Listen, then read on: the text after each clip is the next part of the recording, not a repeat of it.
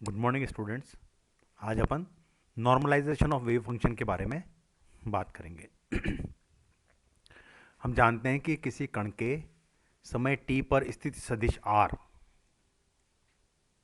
पर स्थित अल्पांश आयतन dv is equal to d x d y d z में पाई जाने की probability p r t into D v is equal to modulus psi r t square d v के बराबर होती है, ये अपन जानते हैं।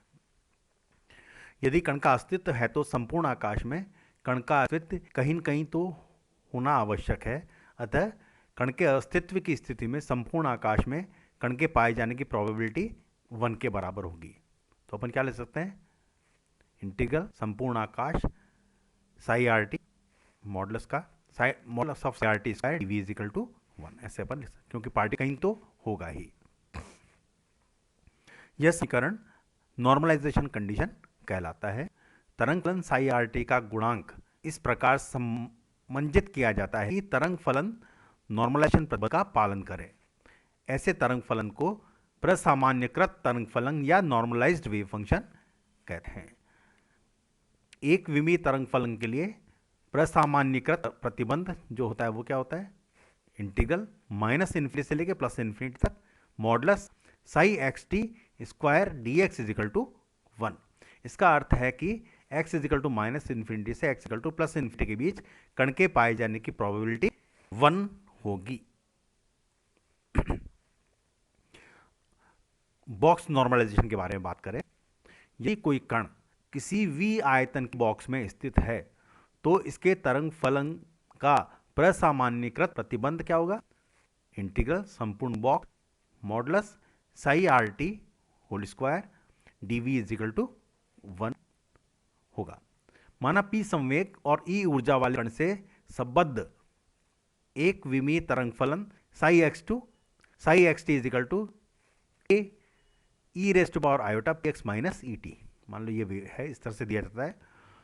तो इसके प्रसामान्यीकरण नियतांक ए का मान ज्ञात करने के लिए माना x is to minus L by two से प्लस एल बाई टू के मध्य कण स्थित है। ठीक है, तो नॉर्मलाइजेशन कंडीशन से अपन क्या करते हैं, 1 is equal to integral minus L by two to plus l by two modulus psi s t square d x equal to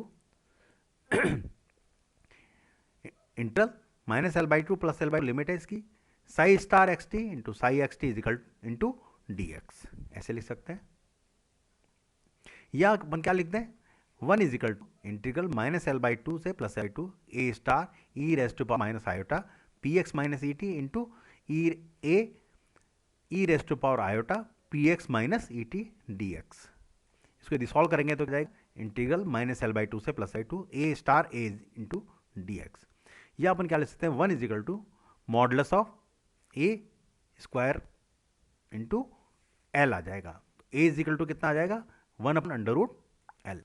अतः एल लंबाई के एक विमीय बॉक्स में प्रसामान्यीकृत तरंग फलन कितना हो जाएगा, psi x t equals to 1 upon under root l e raised power iota P x minus E t.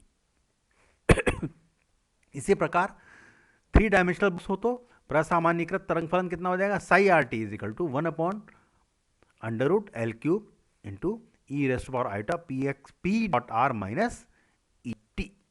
ठीक है, अब अपन बात करते हैं probability current density and continuity equation. तरंग फलन साई आर टी से वर्णित m द्रव्यमान के कण के लिए प्रायिकता घनत्व मान लो पी आर टी है तथा प्रोबेबिलिटी करंट प्रायिकता धारा घनत्व साई आर टी को निम्न सूत्र से परिभाषित करते हैं, p r t equal to psi star t into psi r t. ठीक है, और प्रायिकता धारा घनत्व एस आर टी को अपन किससे बताते हैं, is equal to minus iota cross on two m into psi star r t del psi r t minus psi r t del psi star r t. मान लीजिए ये इक्वेशन नंबर 2 है। प्रायिकता घनत्व के लिए इक्वेशन ऑफ कंटिन्यूटी अपन देखते हैं।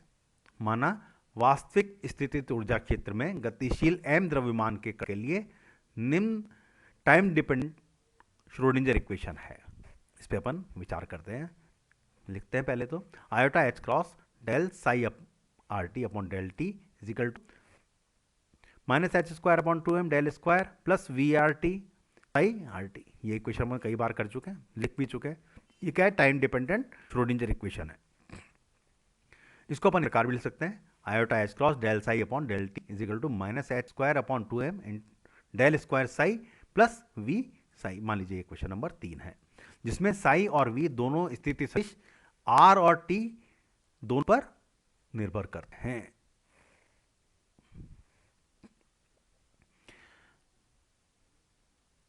इस इक्वेशन का कॉम्प्लेक्स कॉन्जुगेट अगर अपन निकालें तो कितना होगा? क्वेश्चन नंबर 4 द्वारा दिया जाएगा। वो क्या है? Iota H cross del psi star upon del T is equal to minus H square upon m del square psi star plus we psi star. Question number 4 है। इक्वेशन नंबर 3 को, जो आपकी ये वाली इक्वेशन है, बाईं ओर से साई स्टार से तथा समीकरण 4 को बाईं ओर से साई से अगर मल्टीप्लाई करें तो क्या मिलेगा आपको? Iota H cross psi star del psi upon del T is equal to minus H square upon 2m psi star del square psi plus we psi star psi. एक नंबर 5 मिलेगी, और साथ ही क्या मिलेगी? Iota H minus iota H cross psi del psi star upon del T is equal to minus H square upon 2m psi del square psi star plus we Sai psi star. ये question number 6 मिल जाएगी। अब psi star psi is equal to psi psi star होता है। इसका उपयोग करते हुए समीकरण 5 में समीकरण 5 से समीकरण 6 को घटाएं। मतलब क्वेश्चन नंबर 5 से इस वाली इक्वेशन से इस इक्वेशन को अगर घटाया जाए तो अपन को क्या मिलेगा? Iota H cross psi star del psi upon del T psi into del psi star upon del T is equal to minus H square upon 2m into psi star del square psi minus psi del square psi star. ये प्राप्त हो जाएगा। या इसको solve करके अपन ऐसे भी लिख सकते हैं, iota H cross del psi star psi on T is equal to minus H square upon 2m del dot psi star del psi minus psi del psi star. इसको यदि आयोटा एच क्रॉस से divide करते हैं तो क्या आ जाएगा? Del psi star psi upon del T is equal to minus del dot minus H cross upon 2m del dot psi star del psi minus psi del psi star. आपको ये प्राप्त हो जाएगी equation.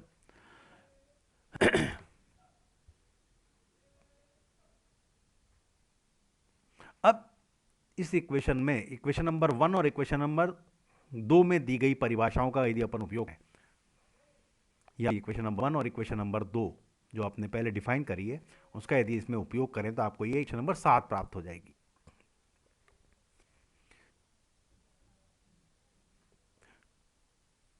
Del P upon del T is equal to divergence of,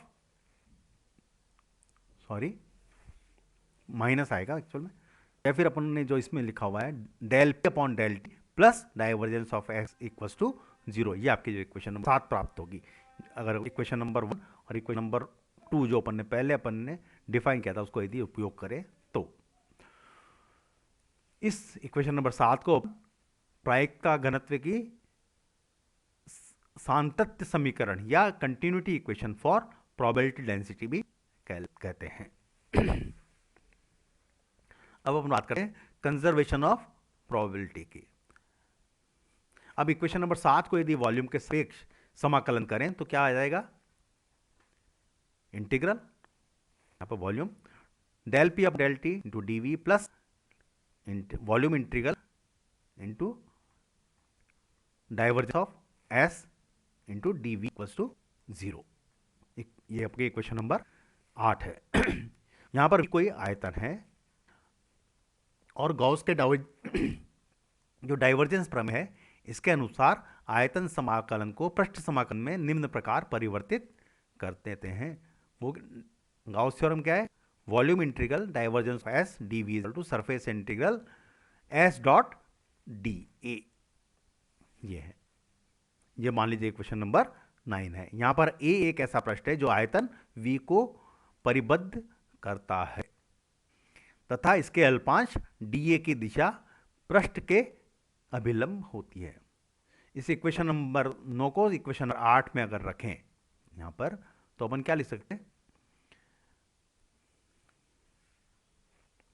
integral surface S dot D equals to minus del by del T of into volume integral P into D. यहां पर इस तरह का आ गया। इस समीकरण में दाएं पक्ष आयतन V के पृष्ठ से निर्गत प्रायिकता धारा घनत्व के फ्लक्स को दर्शाता है, जबकि बायां पक्ष आयतन V में कण की प्रायिकता P के समय के साथ कमी को दर्शाता है। यदि समाकलन संपूर्ण आकाश के लिए किया जाए तो इस पृष्ठ का अनंत पर होगा। यदि समाकलन संपूर्ण आकाश के लिए किया जाए तो इसका पृष्ठ अनंत पर होगा, जहां पर तरंग फलन का मान 0 के बराबर होगा। अर्थात अपन क्या लिख सकते हैं, integral S dot D equals to 0 लिख सकते हैं।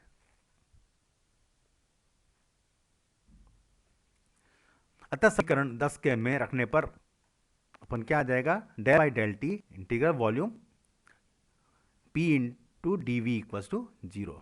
या एक बार और रिपीट करता हूं मैं इसको, del by del T volume integral of P into D equals to 0। मान लीजिए ये क्वेश्चन नंबर 11 है।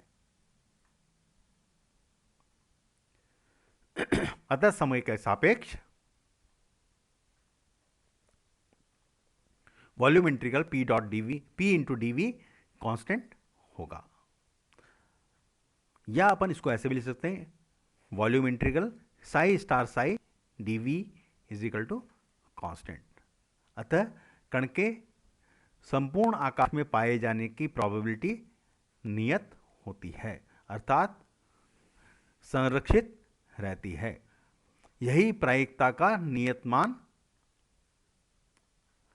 यदि प्रायिकता का नियतमान 1 हो तो तरंग फलन प्रसामान्यकृत तरंग फलन कहलाता है। ठीक है, आज के लिए इतना ही। इसके बाद अपन नेक्स्ट टर्न पे